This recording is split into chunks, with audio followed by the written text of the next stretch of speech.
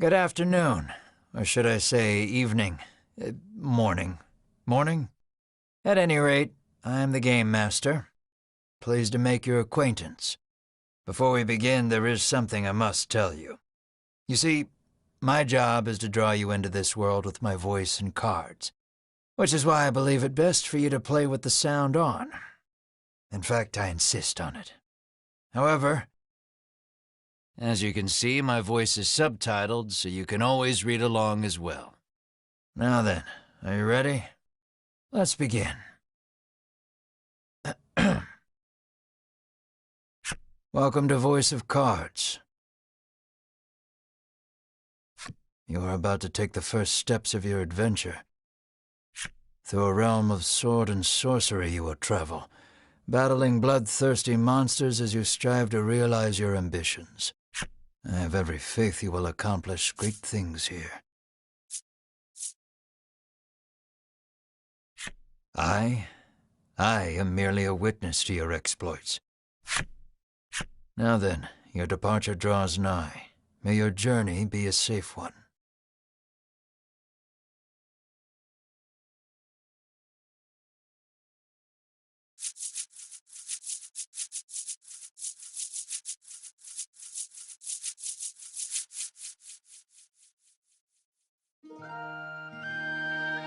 This is Castle Advent. Queen Nilla reigns over the kingdom from within its walls.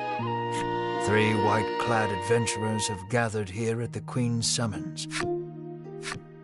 Present yourselves, O faithful of the Ivory Order.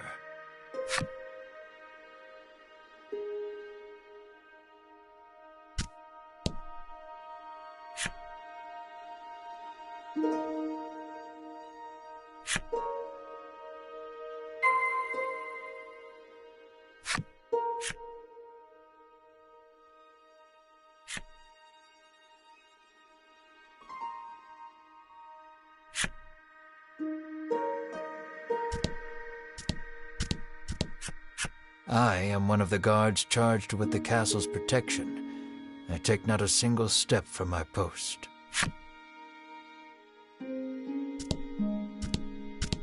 You cannot leave. Present yourself to the Queen at once.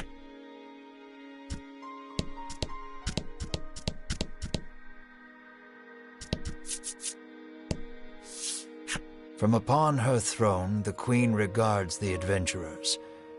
So you are disciples of the Order. The youngest of the 3 steps forward. She holds herself with well-born grace. I am Winifred of the Ivory Order, Your Majesty, she says. I lead this fellowship. She bows, glancing to her 2 companions.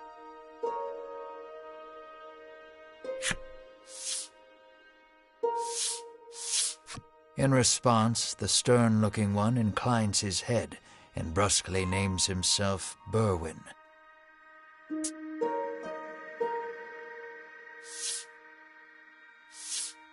The older man is the picture of courtesy as he genuflects and introduces himself as Hedwin.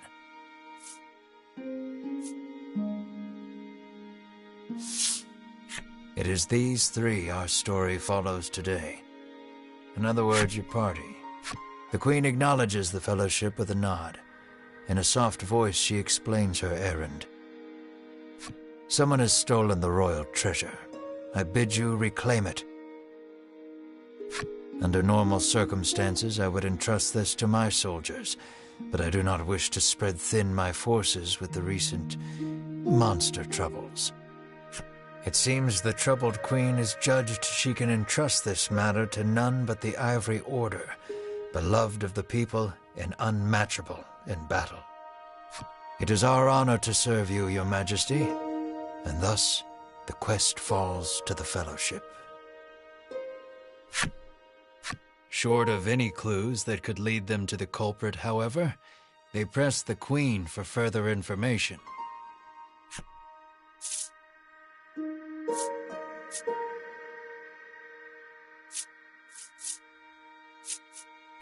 Usually, one would expect recompense for this sort of undertaking.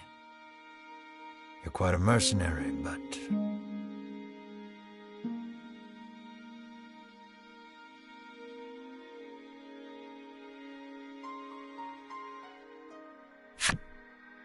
As demanding a reward would go against the tenets of the Ivory Order, you hold your tongue.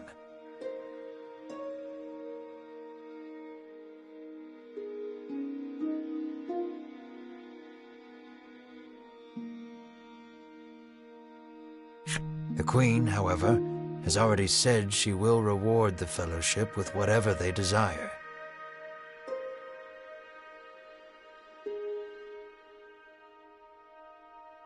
It seems the royal treasure is just that important.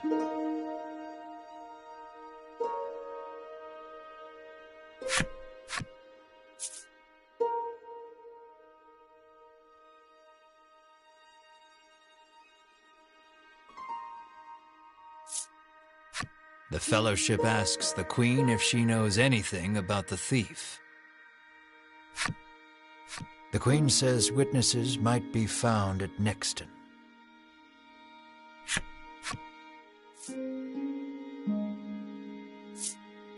The Fellowship asks the Queen what the royal treasure is.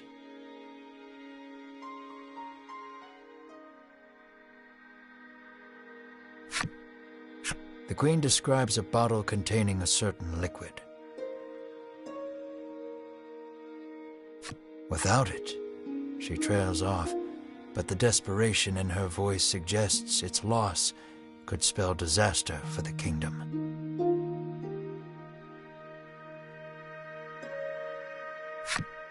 Pray tarry no longer here. I await news of your success.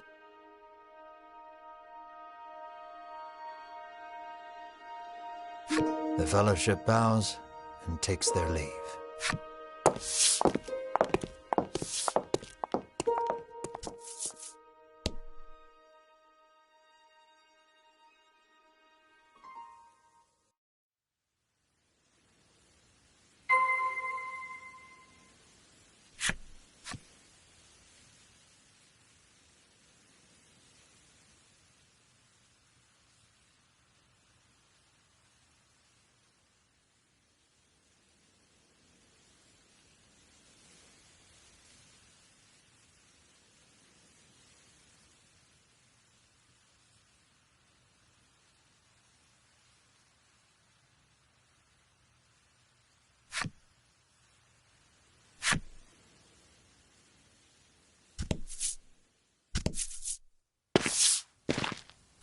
We can waste no time finding the treasure. Winifred strides toward town. Wait, cries Berwin, blocking Winifred's path. A monster. You dare stand in our way? Hedwyn scowls at the foul creature. It lunges at the Fellowship.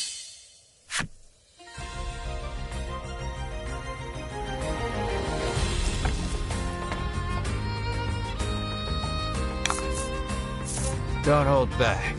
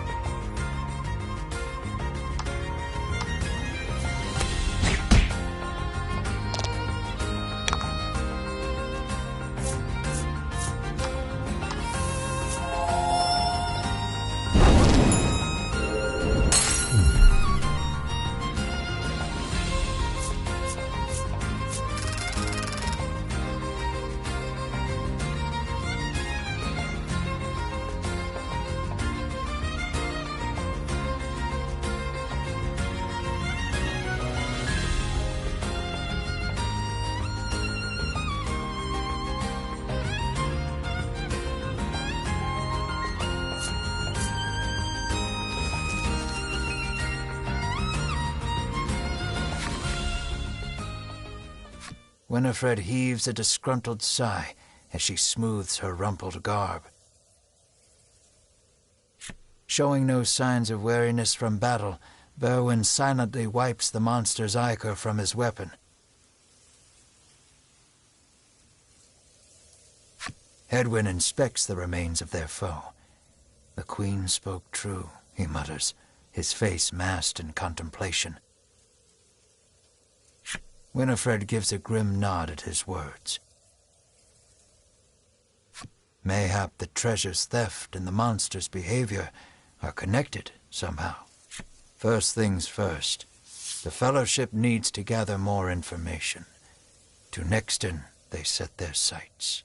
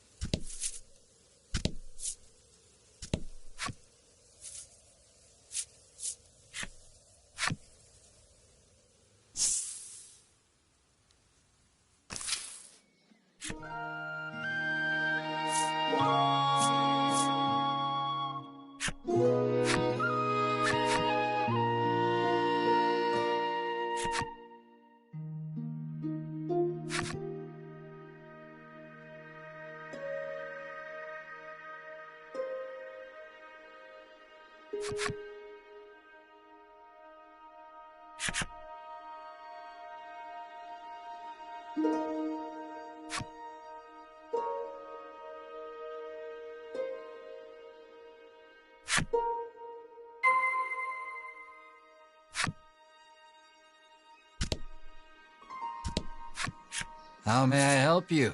The proprietor inquires.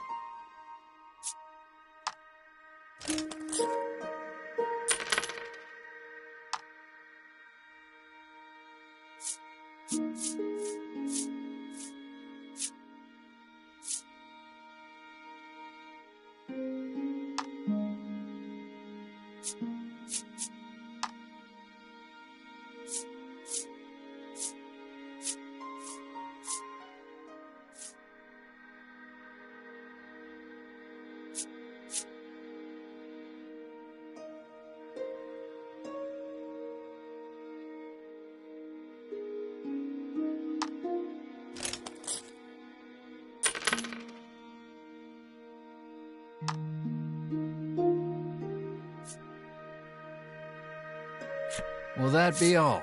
The proprietor asks.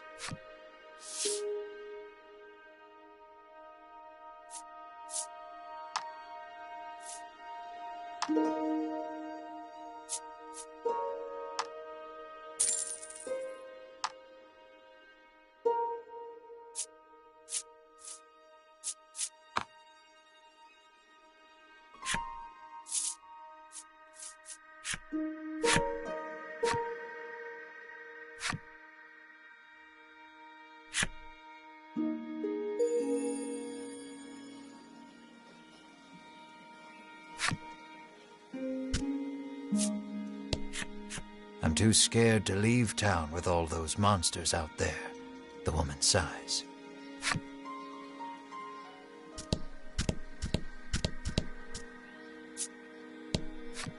Welcome to Nexton, hails a man.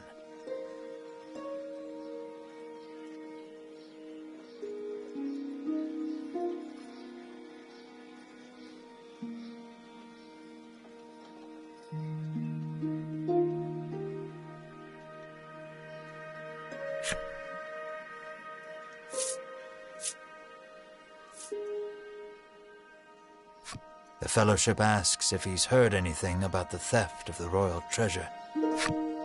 The man's eyes widen. He leans close to Winifred and whispers something in her ear. Welcome to Nixton.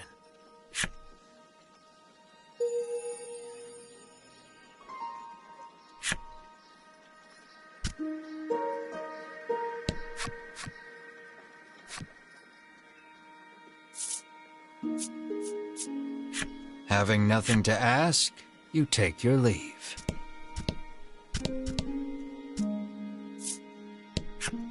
The man helpfully advises you take the opportunity to purchase equipment and curatives while you are in town.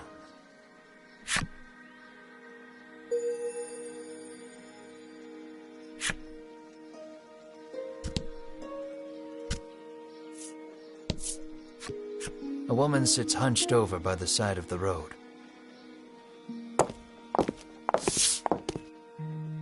Upon catching sight of the Fellowship, she calls out for their aid.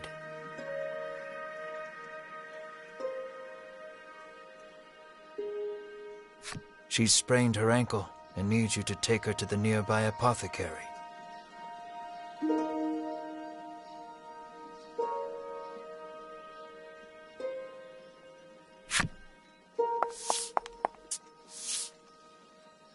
Winifred rushes to her and helps her up.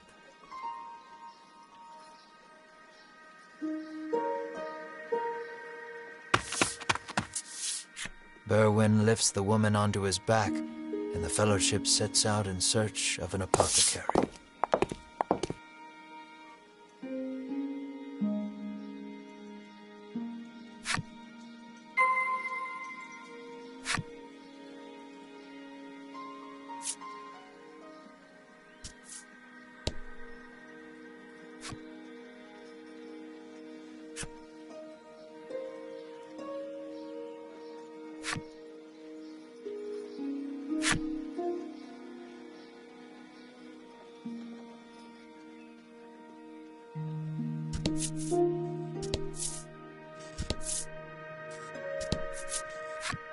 The man claims he saw a suspicious someone leaving the castle grounds carrying what looked to be a medicine bottle.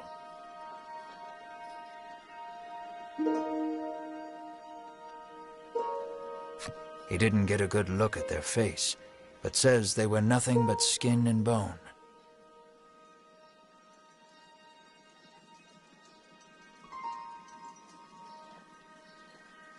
The Fellowship thanks the man for the useful information.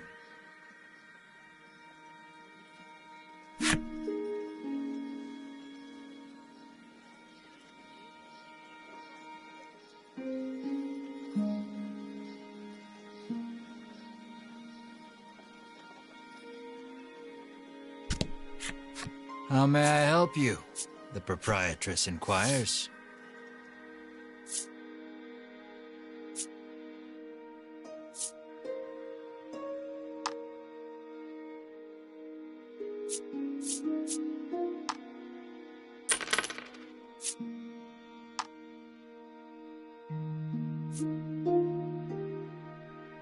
Will that be all? The proprietress asks.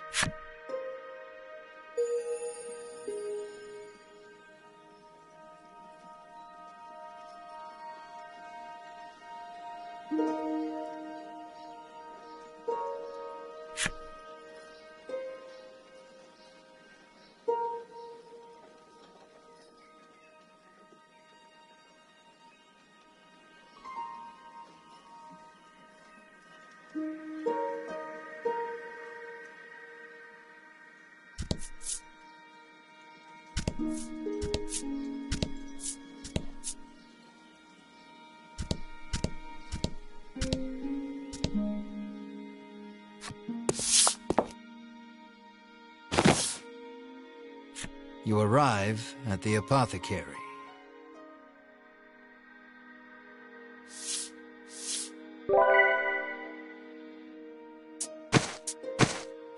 After taking a curative, the woman begins hopping up and down.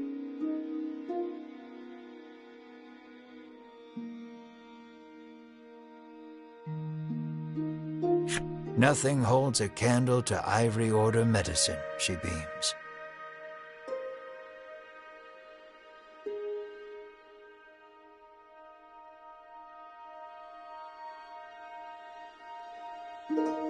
She turns to the Fellowship, her eyes widening in surprise. You three.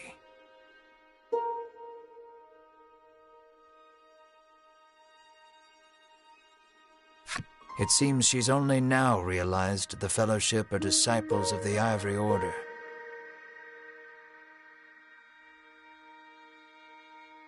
The woman takes each of their hands in turn, thanking them for their service.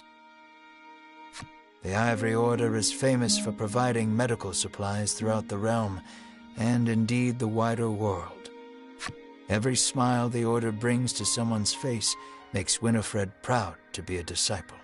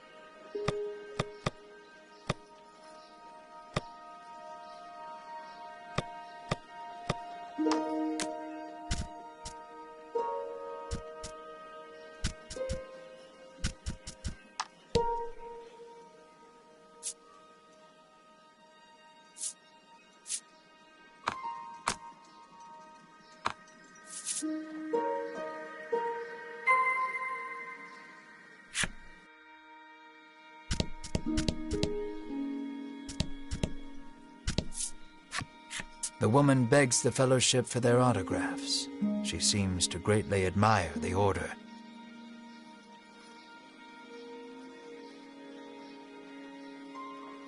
I know there's nothing to worry about with disciples of the Order here, she says, relief flooding her features.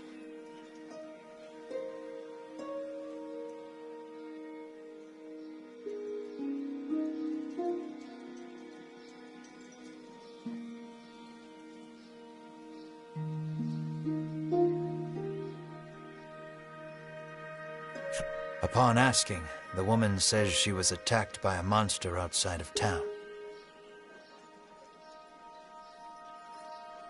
A strange creature, she says, nothing but bones, and it clutched a bottle of medicine as if its life depended on it.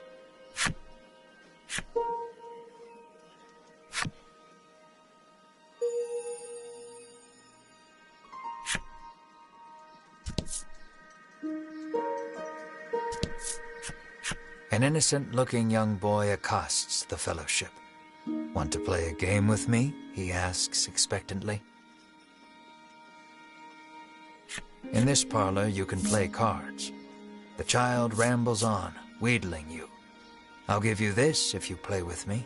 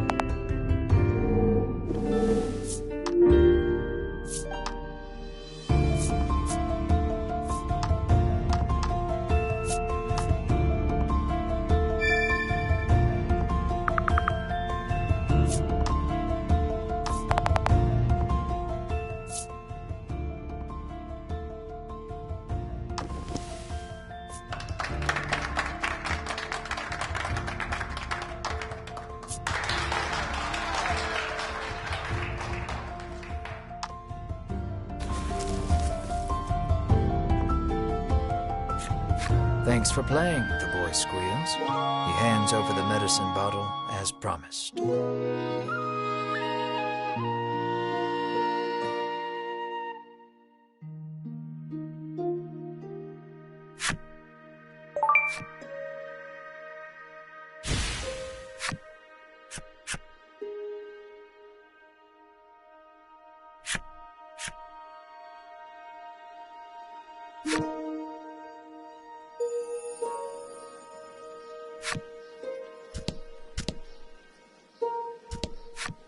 Apparently, there's a monster lurking around the outskirts of town stealing medicine, and only medicine.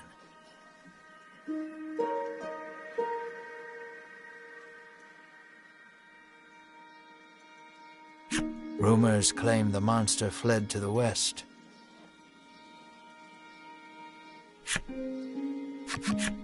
Thanks to the information gleaned from the townsfolk, the Fellowship is all but certain of who has stolen the royal treasure. The first clue was the Queen's description of the treasure, a small bottle containing a certain liquid.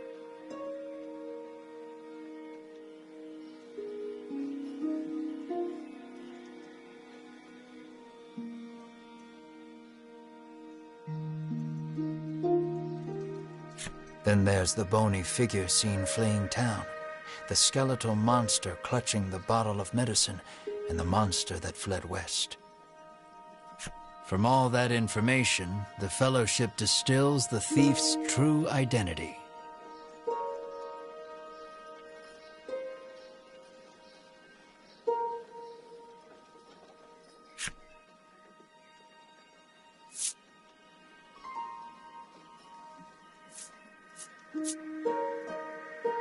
Realization strikes Winifred.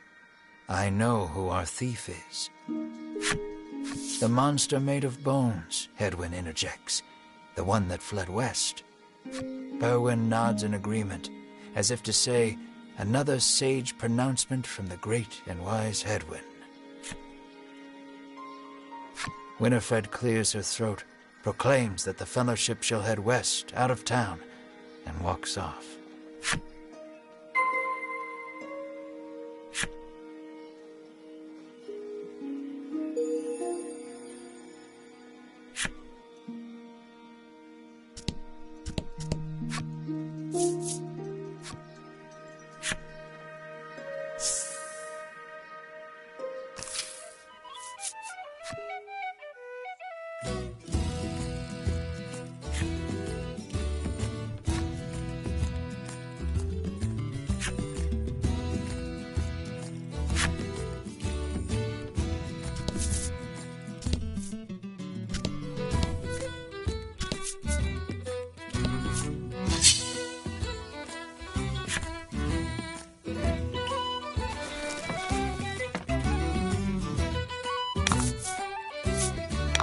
Let's do this.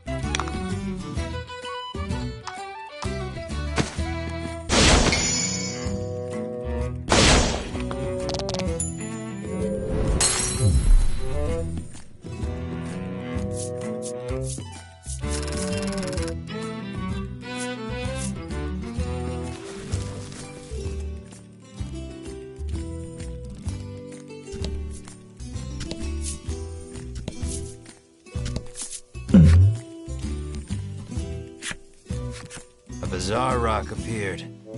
It seems primed to explode.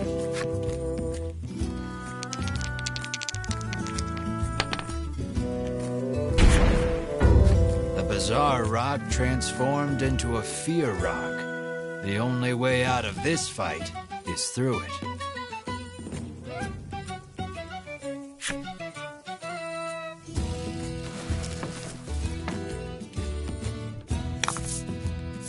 And fight.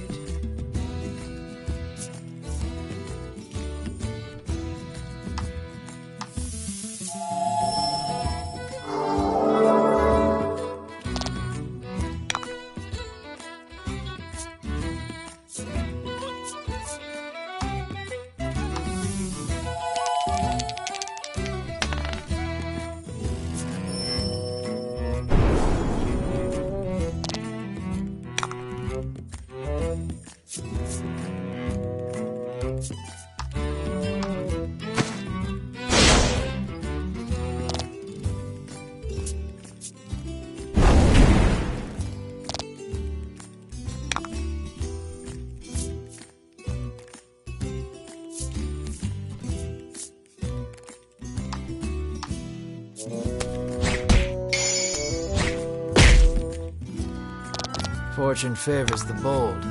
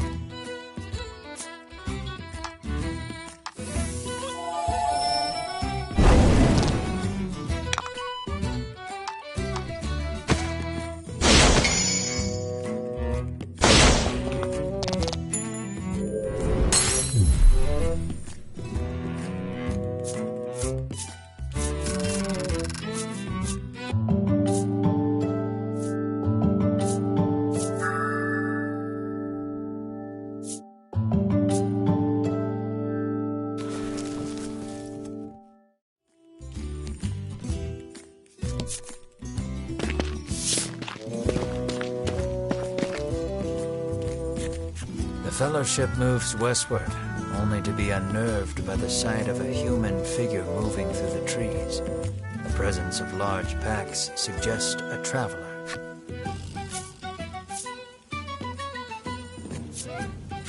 I beg your pardon, but did you catch sight of a monster fleeing west? Winifred inquired. He gives her a puzzled look. There's nothing out there but the sea, he says. That and a cave full of monsters on the opposite shore. I suspect you might find your quarry there.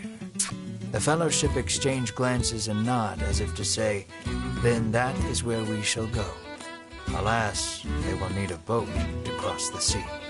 The traveler hoists his packs, suggests the Fellowship speak to the fishermen on the western shore, and takes his leave.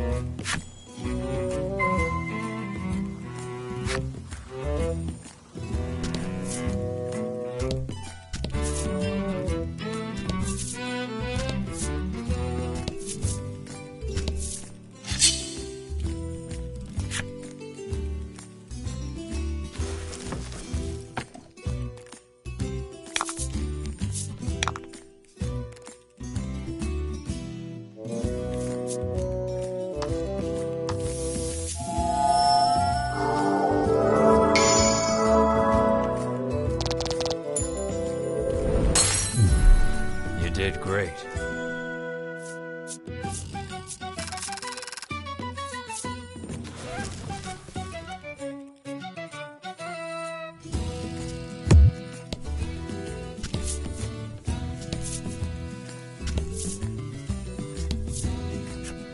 The Fellowship comes upon an anchored ship. Close by, a fisherman of exquisite physique pulls a net out of the water, his muscles rippling. This is no time for lustful reverie. Winifred races to his side and asks that he give the Fellowship safe passage aboard the ship. That vessel is cursed, the fisherman mutters, trembling. Night after night, it leaves port without a soul aboard, headed I know not where. Come morning, it is once again anchored here. This, to the fisherman's mind, is the result of a curse. His head drops into his hands. With but a single dispeller, I am certain I could lift it and sail away. Winifred hands the despairing fisherman a dispeller and asks again for safe passage to the cave beyond the sea. The fisherman snatches up the concoction, so delighted that his pectoral muscles begin twitching. The Fellowship politely ignores this fact. He opens the bottle and proceeds to douse the ship.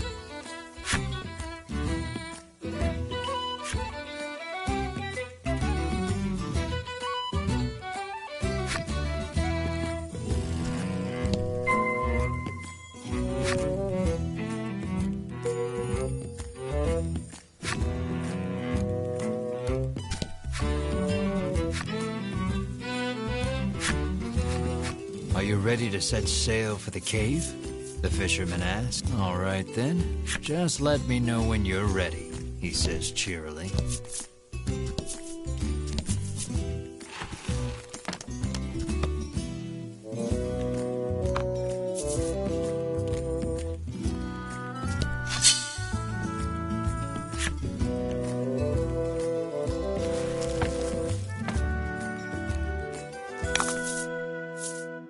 Let's do this.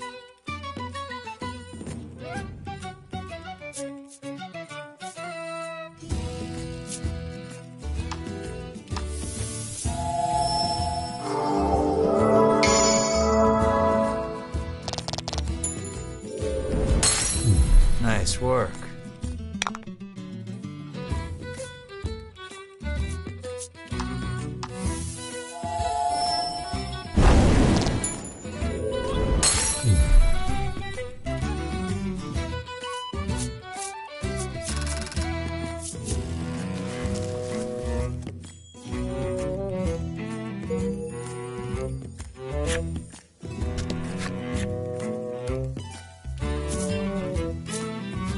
Let's shove off then. He beckons you aboard.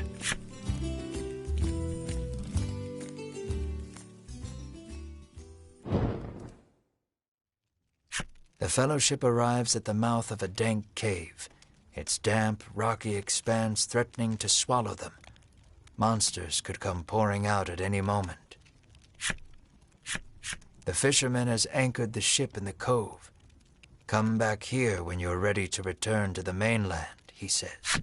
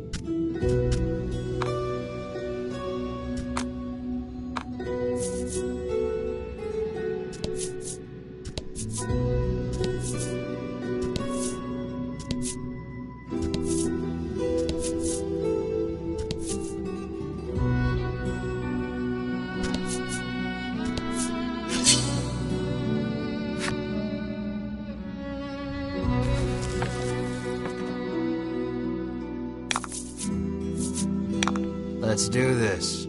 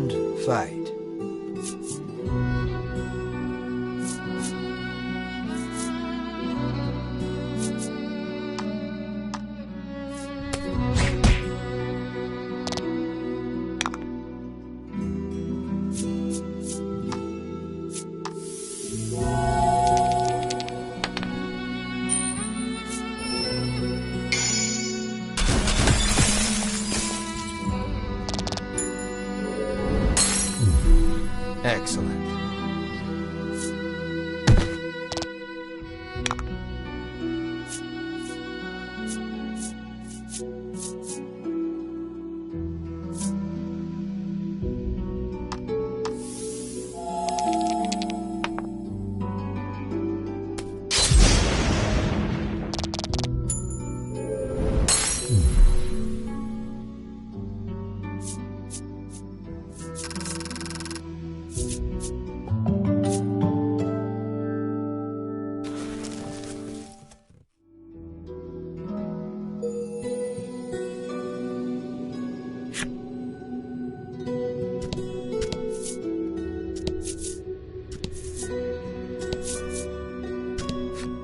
The door before you is shut quite tightly.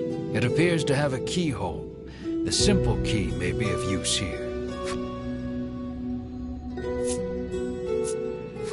The Fellowship slides the simple key into the keyhole and turns it. The lock opens with a thunk.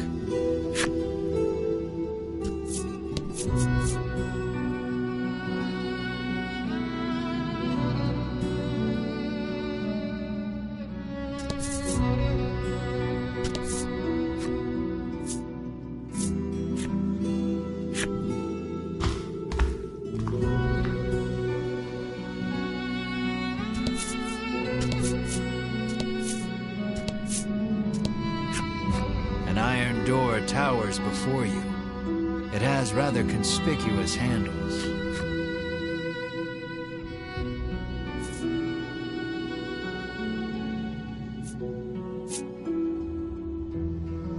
Berwin pushes the massive handles against the door with all his might. It moves not an inch.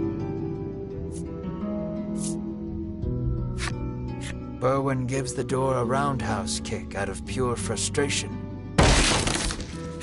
As his foot connects, the door trundles to the side. So it was one of those sliding contraptions.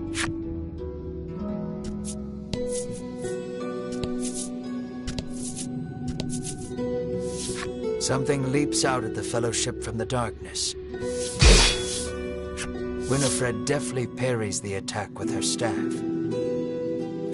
Edwin looks fondly at Winifred, only to have his reverie interrupted by Berwin's cry of, "It's coming back."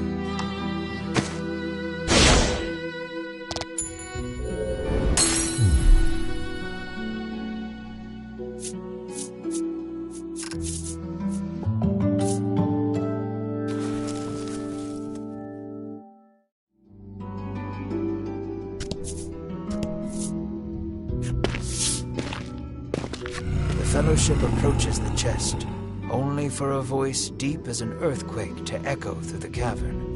"You shall not have it," a voice growls.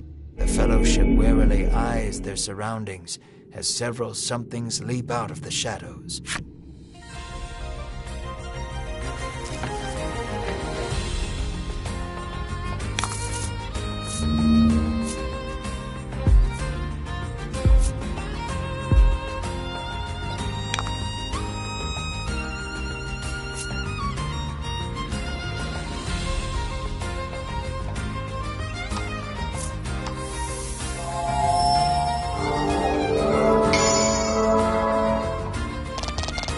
Lucky.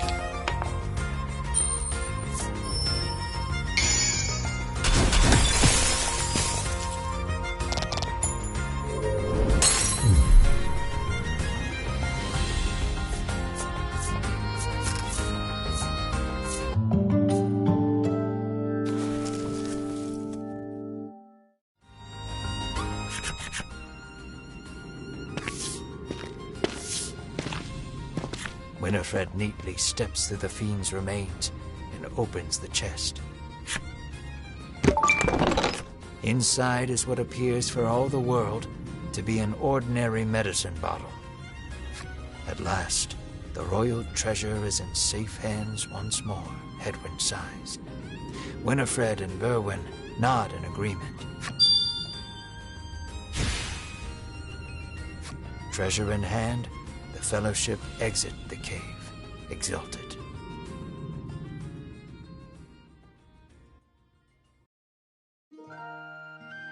In time, the Fellowship find themselves before the Queen once more. They offer her the retrieved treasure. As reward for the arduous task of returning our prized possession, I bid you name anything you desire, she proclaims. She is positively beaming and seems prepared to shower the Fellowship with riches, whether they demand them or not. But at that moment, a massive roar, the likes of which had never been heard before, shakes the entire castle. As the roar recedes, one of the royal guard, pale as a sheet, bursts into the royal hall.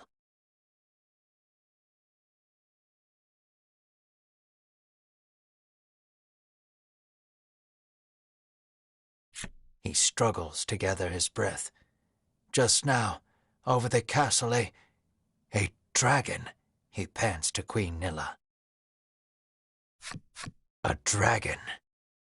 So the great evil has returned. Queen Nilla turns her gaze to the sky, dumbfounded. So the monster troubles are connected, Hedwyn says so under his breath, so the Queen does not hear. A profound silence settles over the royal hall. The Fellowship stand tall, unflinching, as though they know what must be done in the face of such a crisis.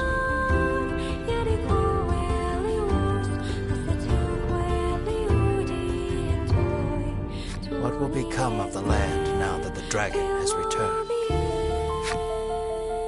I'm afraid that will have to wait. We're all out of time for this portion of the adventure. Don't you worry. We'll continue the tale another time. I look forward to our next session. Until then, I bid you good day. Farewell, friend.